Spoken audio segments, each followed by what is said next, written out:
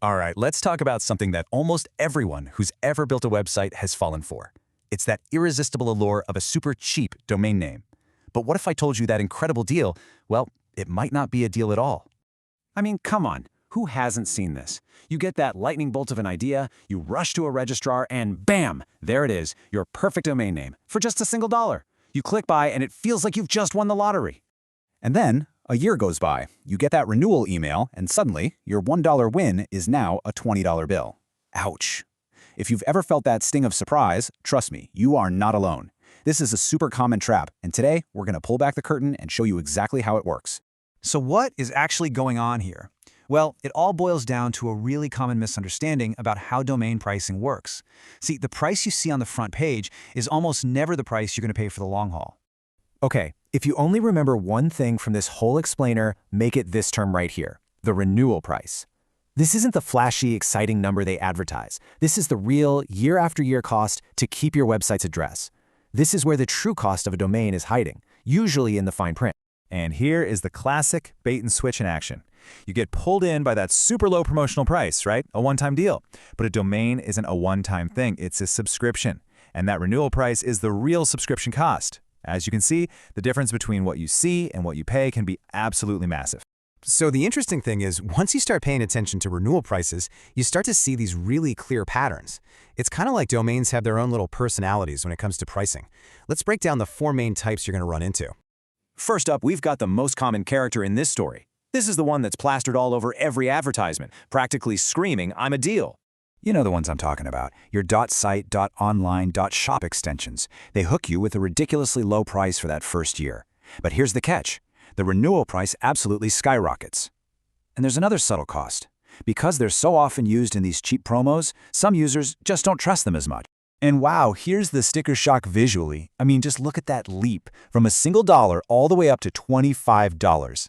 This one graph tells you everything you need to know about the promo-heavy domain. It's all about that short-term gain for a whole lot of long-term pain. But hang on, not every low-cost domain is a trap. That brings us to our second personality, the genuinely cheap domain. These are the rare few that actually live up to their name.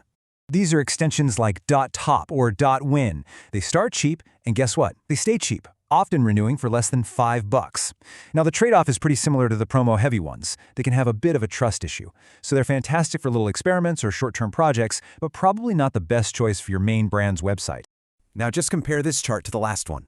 It is a completely different world, isn't it? The price you pay in year 1 and the price you pay to renew are practically the same. This is what you call price stability. No nasty surprises waiting for you here. Okay, on to our third type, the country code champion. Now, these domains are tied to specific countries or regions, and honestly, they often hit the perfect sweet spot. We're talking about domains like .co.uk in the UK, .in for India, or .de for Germany. They give you this incredible balance. The renewal prices are super stable and affordable, and they come with a huge built-in dose of credibility for local customers and even search engines. And the numbers totally prove it. Look how tiny and predictable that difference is between the initial price and the renewal. This right here is the definition of a safe, smart investment if your project is aimed at a specific country. And finally, we have the originals, the big players, the ones that everyone on the planet knows. Now, they might not look cheap when you first see the price, but they have a very powerful story to tell when it comes to long-term value. Yep, we're talking about the classics, .com, .org, and .net. They are never going to win a prize for the lowest first-year cost, but their real superpower is predictability and just unmatched brand trust. And for any serious, long-term business, that kind of trust is absolutely priceless. And the pattern holds up perfectly. Sure, you start at a higher price, but that renewal cost is flat and totally predictable. You're not paying for a gimmick, you're paying for stability and trust. And you get exactly what you paid for, year in and year out. Okay, so now we've met all 4 personalities. The big question is, how do we use this to make a smarter choice? The solution is actually really simple. You just have to completely flip how you think about buying a domain. Here's your new playbook. Step 1, and this is the most important. Ignore that shiny promotional price. Go find the renewal price first. That's your true north. Step 2, think about how long your project is going to live. A promo-heavy domain for a weekend event? Fine. For a 10-year business, that's a disaster waiting to happen. Third, always prioritize the trust you get from classic or country code domains. And finally, find a registrar that's actually upfront and honest about their pricing. So after all of that, what is the one big idea you should walk away with? It's really about making a mental shift. moving away from short-term cost and towards long-term value. This really says it all, doesn't it?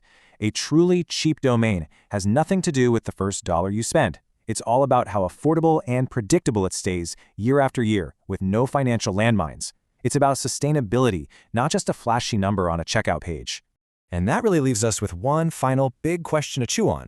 Go take a look at the domains you already own. Are they a stable, predictable asset that's building your brand? Or are they a little ticking clock just waiting to hit you with a massive, unexpected bill? The good news is, now you know exactly how to tell the difference.